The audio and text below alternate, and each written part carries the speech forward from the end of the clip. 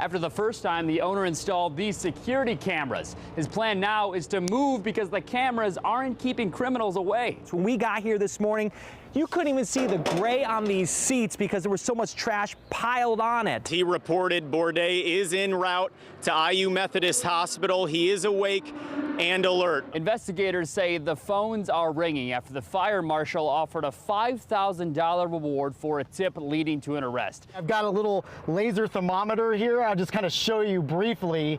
And I've been sitting in here for about 5 minutes and I'm already sweating, but I've got a reading of about 111 right now. It is so great. We've had a great time here already today. There's so much to see at this IKEA here in Fishers. Of course, they're known for their furniture. According to the senator, the Trump administration proposed these budgets for 2018. I want you to take a look at the sidewalk below me. You can see the conditions, slushy, kind of messy. Today we spoke with Indianapolis Mayor Joe Hogsett, Fishers Mayor Scott Fadness, the CEO of the Chamber of Commerce, as well as the Dean of Business at the University of Indianapolis. Investigators estimate damage at around $40,000, but if you take a look at the house, you'll see everything is just soot and ashes. DPW says a pothole might stay patched for a few weeks on a residential street. On a busier street like this, don't expect a smooth ride this winter. Large crowds or rural areas can hamper their cellular connection. Alex Azar stood inside this hospital complex a little while ago and made promises to every single Hoosier. Welcome to Carb Day, a chance for fans to get close to their favorite drivers, show off their spirit. I get down to the nitty gritty, and that's true to the blue, left and right. That's out of sight like dynamite. I'm gonna drop the mic. Boom! Yeah! And of course, celebrate IndyCar's biggest weekend. Oh, it's definitely a party. I mean, we're up there just having a great time, enjoying some adult beverages. To make it go off, IMS relies on those in yellow, with some giving blasts of encouragement. But not all sounds are the same. He's the reason why. A lot of people call me the whistle man. For 26 years, Richard Lineski has worn IMS yellow, but what makes him stand out? The things that hang around his neck. This one I just got. This comes from Peru. It's a China whistle. Lineski owns more than 100 different whistles, a variety of tools he says is needed to handle the traffic. They fill up with saliva quite a bit, you know, and you have to keep switching until one drains out. Each year he keeps coming back, not because of the amount of whistles, but the way he's found how to use them. In those sharp blasts, you know, it usually gets the attention of the people. He may produce more than 100 sounds, but each serves a purpose. They all mean the same thing. Get out of the way. The sound may get to your head, but the whistle man says it beats the alternative. Get away from home. Although Carb Day crowds aren't always better. But then I get away from home and I got to listen to these people down here, so I don't know which is worse, my wife or the people.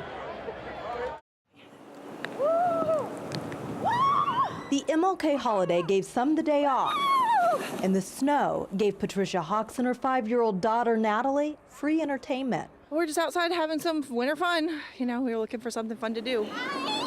Fun didn't come easy. They went to 3 different parks before landing, that is, at Garfield Park. Christian Park, there were no kids sledding there. There's always kids sledding usually.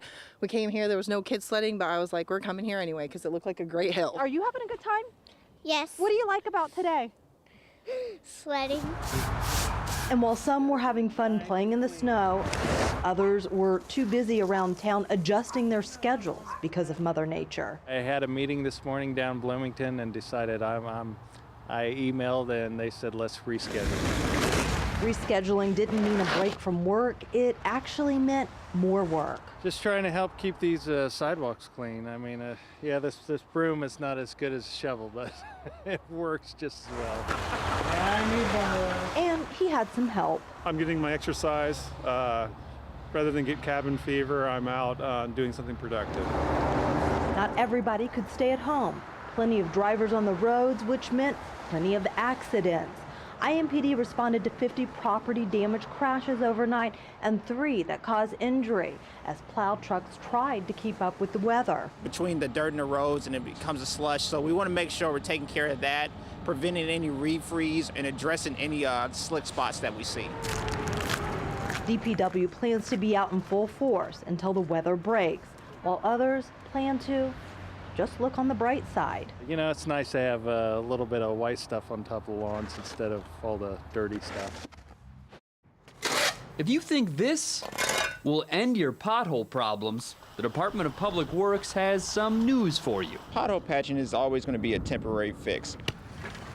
DPW spokesman Warren Stokes says the pothole hot mix will last 3 to 15 days on a busy street. Eventually the crews will have to go back out and patch it again.